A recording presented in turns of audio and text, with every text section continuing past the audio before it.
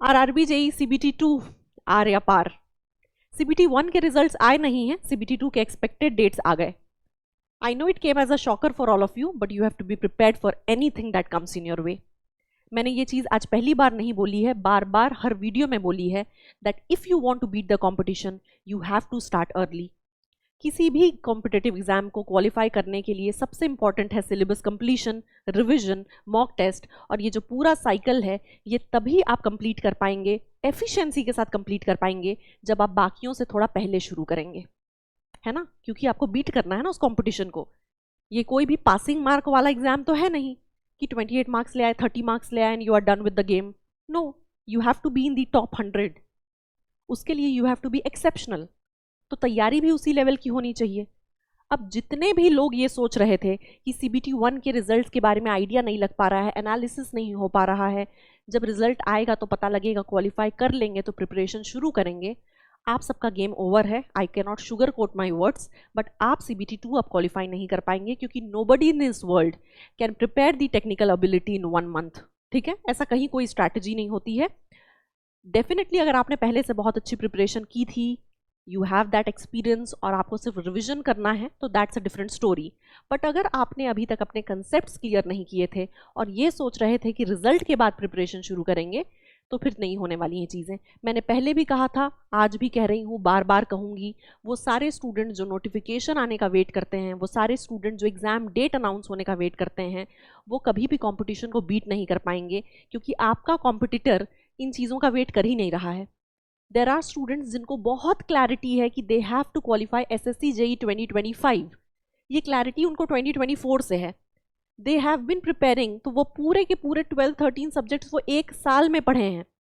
जिस चीज़ को आप कवर करने के लिए 3 महीने ले रहे हैं, उस चीज़ को उन्होंने कवर एक साल में किया है, बिल्कुल कंसिस्टेंटली पढ़ के। तो आप बताइए उनकी एफिशिएंसी क्या होगी?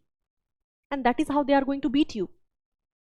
और वही चीज़ हुई है अभी आरआरबी जेई सीबीटी 2 में। अगर आप एक इंजीनियर होने के बाद, आप एक एस्पायरेंट होने के बाद ये नहीं समझ पाते हैं कि आपका एग्ज़ाम कैसा गया, आपका एग्ज़ाम एवरेज या अबव एवरेज था या बिलो एवरेज था, आपको सीबीटी 2 के लिए प्रिपेयर करना है या नहीं करना है, आपको एसएससी जेई के लिए प्रिपरेशन शुरू कर देनी है क्या, और you have to appear for any state exam, अगर आप यही अभी स्ट्रैटेजाइज नहीं कर पा रहे हैं, आप वेट करते हैं कि प्री का रिजल्ट आएगा, सीबीटी 1 का रिजल्ट आएगा, तब हम नेक्स्ट लेवल की प्रिपरेशन करेंगे, तब तो आपका गेम ऑलरेडी ओवर है, बहुत ढीला है।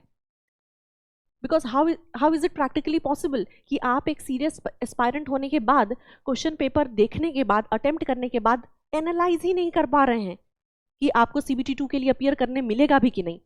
You don't need the results to be out, you yourself should know कि आपने कैसा परफॉर्म किया है, और अगर आपने ठीक परफॉर्म किया है तो फिर तो आपको प्रिपरेशन करनी है। मैंने तो आपके सीबीटी 1 होते ही, जिस दिन आपने सीबीटी 1 अपीयर किया था, सेम डे मैंने वीडियो बनाई एंड आई टोल्ड यू, मत देखिए कि किस जोन का क्या कट ऑफ जा रहा है।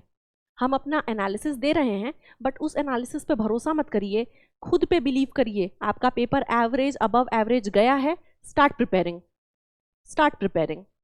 इन केस अगर सीबीटी 1 नहीं निकला, तो आपने जो ये पूरा सीबीटी 2 के लिए टेक्निकल एबिलिटी की प्रिपरेशन की, ये आपको फेवर करेगा ना एसएससी जेई में, ये आपको फेवर करेगा ना स्टेट एग्जाम्स में। तो मैंने तो तब भी कहा था और आज फिर कह रही हूँ, मेरे टेलीग्राम पे जितने भी लोग बौखलाए हुए हैं इस पॉइंट ऑफ टाइम पे, जितने पैनिक अटैक्स आ रहे हैं, मैं फिर से एड्रेस कर रही हूँ। अगर आपको ऐसा लगता है कि आप लेट हो चुके हैं, कोई बात नहीं, आप सिर्फ आरआरबी जेई सीबीटी 2 के लिए लेट हुए होंगे। बहुत सारे एग्जाम्स लाइंड अप हैं। इस पॉइंट ऑफ टाइम पे अगर आपने प्रोक्रेस्टिनेट कर दिया, तो आप इस सेम स्टेट में वापस से पहुंच जाएंगे जब आपके पास एसएससी जेई होगा और सामने आपके 1 मंथ बचा हुआ होगा, और आप रिग्रेट कर रहे होंगे कि I should have started earlier.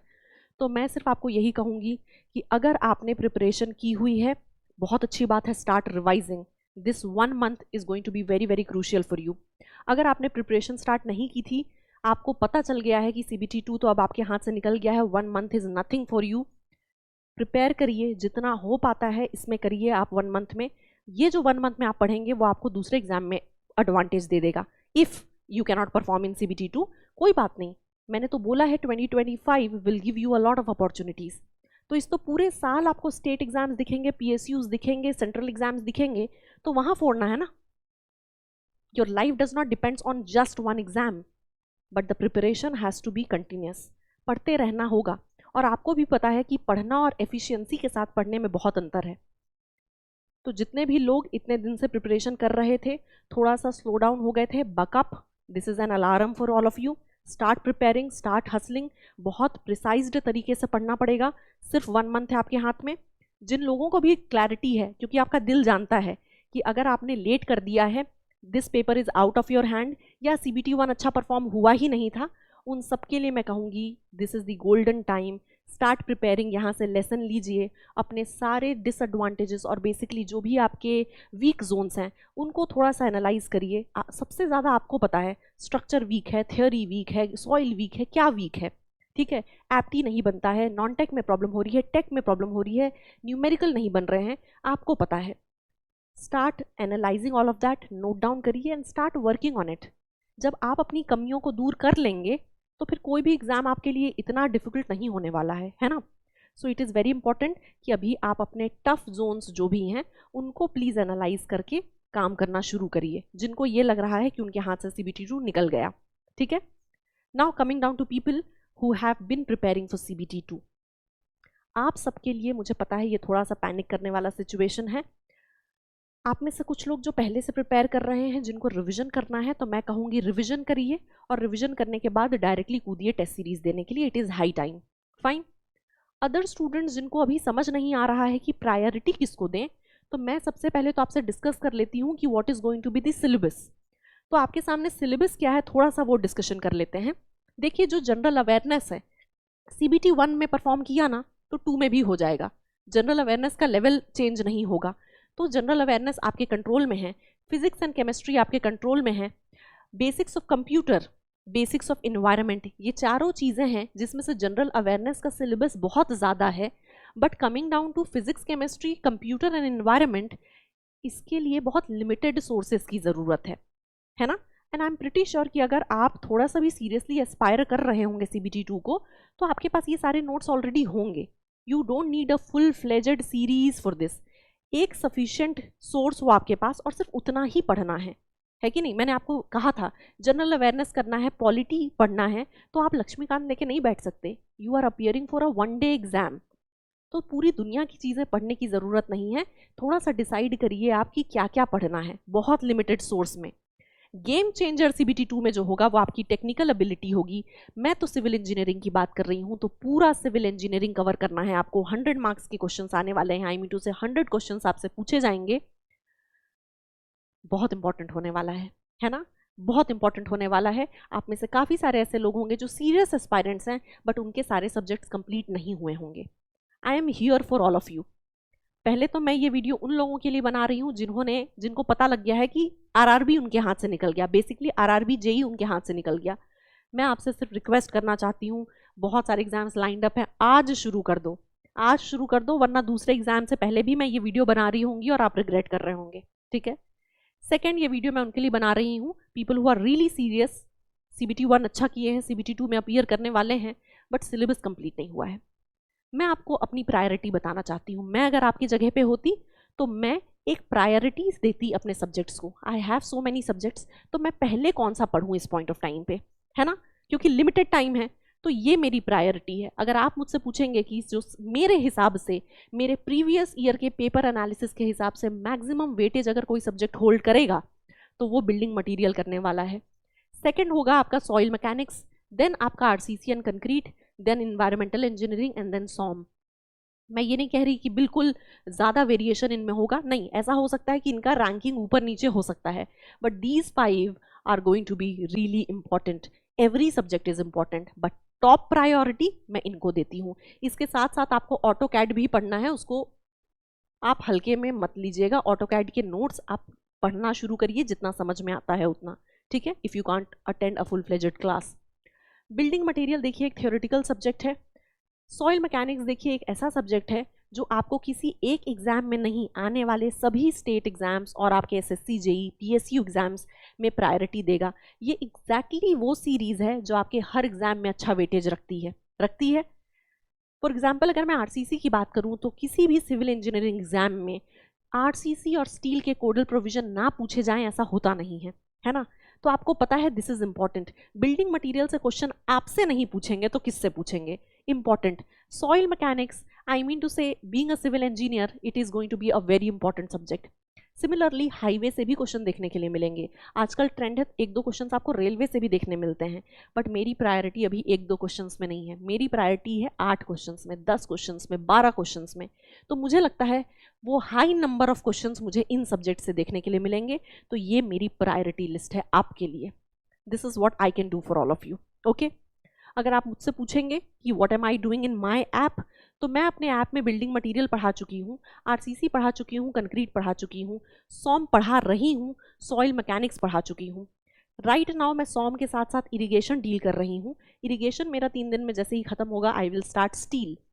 As soon as my steel ends I will be starting environment. तो मेरा नेक्स्ट बड़ा टारगेट इन्वायरमेंट है। सॉम तो चल ही रहा है, फुल फ्लेजेड चल रहा है, बट हम अभी सेकेंड चैप्टर वाइंड अप कर रहे हैं। तो जितने भी लोगों को ऐसा लगता है कि सॉम उनके लिए डिफिकल्ट है, इट इज़ हाई टाइम कि आप स्टार्ट कर सकते हैं सॉम पढ़ना, क्योंकि सॉम में टाइम लगेगा। बट अगर आप मुझसे पूछेंगे कि सॉम पूरा पढ़ने का टाइम नहीं है, क्या करें, तो मैं आपको फिर भी इंपॉर्टेंट टॉपिक्स बता दूंगी जो आपको करके जाना है। But people from my app, you have to study the entire subject. Okay, ये पूरी बात मैंने आपको यहाँ पे दिखा दी। ये मेरी प्रायोरिटी है और मैं चाहूँगी कि आप भी मेरे एनालिसिस को सच मान के अपनी प्रायोरिटी इसी को माने। You don't have the time कि आप सारे क्वेश्चन पेपर्स में देखें कि किससे कितने क्वेश्चंस आए हैं। ये काम आपका नहीं है, ये काम मेरा है और वो करके मैंने आपको दिया है। फाइन, मेरे हिसाब से एक्सपेक्टेड जो मार्क्स होंगे डिफरेंट सब्जेक्ट्स के, वो मैं आपको लिस्ट पूरी अपनी टेलीग्राम ग्रुप में डाल दूंगी, आप देख लीजिएगा। वो यहाँ लिखने की ज़रूरत नहीं थी, जो इंपॉर्टेंट था वो मैंने ऑलरेडी लिख दिया है। नाउ मेरे लिए ये इंपॉर्टेंट है कि इस पॉइंट ऑफ टाइम पे you start really working hard, क्योंकि ये आने वाला 1 महीना can be a game changer for all of you, है ना। तो आपको अभी बहुत अच्छे से पढ़ना है, रिविजन अच्छे से करना है, टेस्ट सीरीज अटेम्प्ट करना है। इनिशियली टेस्ट सीरीज में मार्क्स नहीं आएंगे तो आपका कॉन्फिडेंस डिप मत होने दीजिएगा। टेस्ट सीरीज में मार्क्स ग्रेजुअली इंक्रीज करेंगे जब आप अपने पूरे कंटेंट को पॉलिश करना शुरू करिएगा। ठीक है, पॉलिश कैसे करेंगे? रिविजन से पॉलिश करेंगे। तो आपका अप्रोच यही होना चाहिए। प्रायोरिटी मैंने दे दी आपको, पहले आप ये 5 कंप्लीट करिए, और जब आपको लगता है कि ये कंप्लीट हो चुके हैं, मैं आपको आपकी नेक्स्ट प्रायोरिटीज दे दूंगी। ठीक है, 5 to 10 फिर आपको नेक्स्ट सब्जेक्ट दे दूंगी। कमेंट कर दीजिएगा बिल्कुल।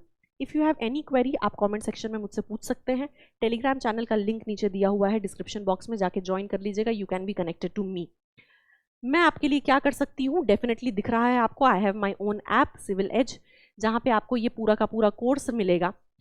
क्या ये पूरा कोर्स आरआरबी जेई के लिए है? नहीं, मैं सिविल इंजीनियरिंग पढ़ा रही हूँ, बट मैं आरआरबी जेई को टारगेट नहीं कर रही हूँ। RRB JE, SSC JE, UPPSC AE, PSUs, any state AE JE exam, कोई भी स्टेट का एई जेई एग्जाम हो, मतलब फादर ऑफ सॉइल मैकेनिक्स तो नहीं चेंज हो जाएंगे ना। जो जेई में रहेंगे वही एई में भी रहेंगे, तो the questions are not going to change, the concepts are not going to change, the level can vary, but मेरा टारगेट है कि मैं आपकी एई को टारगेट करूं सो दैट आपका जेई तो क्वालिफाई हो ही।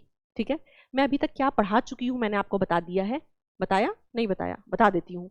एस्टिमेशन एंड कॉस्टिंग पढ़ा दिया है, सीपीएम एंड पॉट पढ़ा दिया है, बीएमसी पढ़ा दिया है, इरिगेशन कंप्लीट कर रही हूँ, 70% हो चुका है, सॉम चल रहा है, सॉइल मैकेनिक्स कंप्लीट हो चुका है, सर्वे का एक बहुत मेजर पोर्शन कंप्लीट हो चुका है, शायद लास्ट के माइनर इंस्ट्रूमेंट्स वगैरह बचे हैं, और प्लेन टेबल सर्वेइंग बचा है।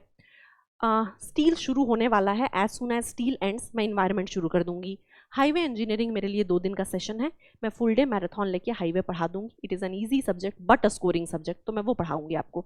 ठीक है, ऑटो कैड के पूरे नोट्स आपको ग्रुप में मिल जाएंगे, आई मीन टू से ऐप में अपलोड हो जाएंगे। That will be enough for you. Questions बनने होंगे वहाँ से बन जाएंगे। ऐप में general awareness, physics, chemistry, basics, computer, environment के सफिशिएंट नोट्स हैं। क्वेश्चन आएगा तो उसी में से आ जाएगा, नहीं आना होगा तो फिर आपसे नहीं बनेगा। टेंशन की बात नहीं है, कीप योर रिसोर्सेज लिमिटेड। ठीक है, बेसिक्स ऑफ कंप्यूटर में बीइंग अ सिविल इंजीनियर आपको काफ़ी चीज़ें ऑलरेडी पता हैं, बाकी की चीज़ें जो नहीं पता हैं वो उस नोट से पता चल जाएंगी। एकदम दूसरी दुनिया का कोई क्वेश्चन आ गया तो वो किसी से नहीं बनेगा, so don't worry about that. Okay, so it is very important कि आप थोड़ा सा खुद को काम डाउन करें। ऑफर तो बताया नहीं मैंने, ठीक है, ये लीजिए 2199 का इस पॉइंट ऑफ टाइम पे। तो इस पॉइंट ऑफ टाइम पे if you by the course you will be getting a 30% of. ठीक है, तो 30% ऑफ है आपके पास। 30% ऑफ के लिए आपको एक कूपन कोड यूज़ करना पड़ता है, तो कूपन कोड आप यूज़ कर लीजिए। एक सेकेंड, सेम कूपन कोड लगा लेते हैं जो पहले लगा रहे थे, hustle30, ठीक है। Use the coupon code hustle30 और you can be associated with the course. फिर से याद दिला देती हूँ कि ऐप में अभी क्या क्या है। आप अचानक से आ जाएंगे और आप ये बोलेंगे कि मैम मैं तो इंजीनियरिंग मैकेनिक्स पढ़ने आया था, तो इंजीनियरिंग मैकेनिक्स अभी मेरे ऐप में अवेलेबल नहीं है। क्या क्या अवेलेबल है देख लीजिए, तभी कोर्स लीजिएगा। आई डोंट वांट कि अंधाधुंध आप कोर्स ले लिए, ठीक है। नॉन टेक पोर्शन के पीडीएफ्स अवेलेबल हैं। टेक पोर्शन के लिए मैं लाइव अवेलेबल हूँ। मैंने क्या क्या पढ़ाया है, एस्टिमेशन कंप्लीट हो चुका है हमारा, we are done with soil, we are finishing irrigation and surveying,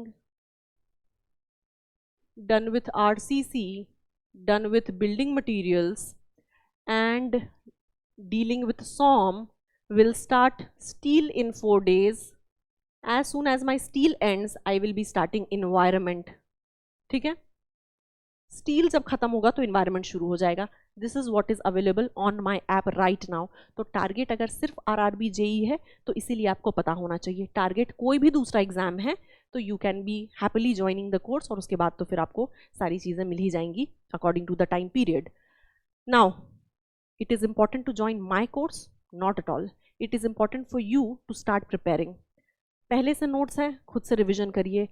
कुछ समझ नहीं आ रहा, यूट्यूब में आपके पास एक सोर्स है जहाँ से आप अच्छे से पढ़ सकते हैं। बहुत सारे एडुकेटर्स बहुत सारा कंटेंट दे रहे हैं। कोई ऑफलाइन एडुकेटर है, उनसे पढ़िए।